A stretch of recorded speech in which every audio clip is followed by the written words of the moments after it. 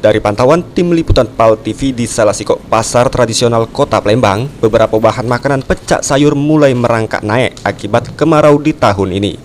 Sementara untuk rego 9 bahan pokok masih terpantau stabil. Sulastri Salasiko penjajah di pasar Skip ngatoke, menma ini hari rego sayur mulai naik akibat kemarau yang berlangsung di tahun 2021 ini.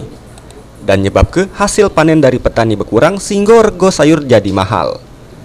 Untuk rego sayur, pecak sayur bayam dan kangkung naik sampai Rp10.000 per kebetnya.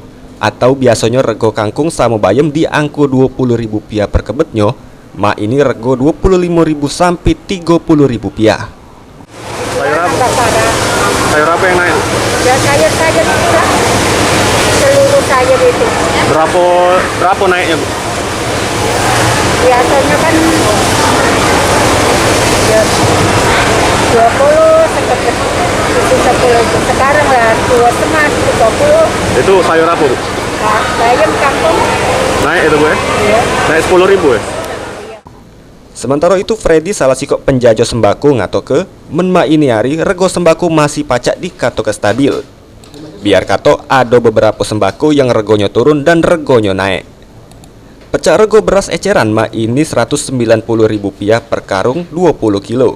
Dari rego sebelumnya di pucuk Rp200.000. Telok di rego Rp24.000 per kilogram atau naik dikit dari rego normal di angka Rp20.000.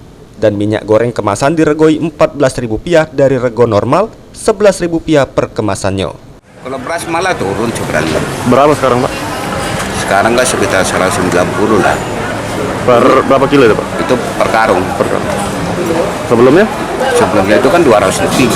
Oh, untuk harga normal 200-an itu, Pak? Iya, 200. Sekarang malah 170. Kalau untuk telur, Pak?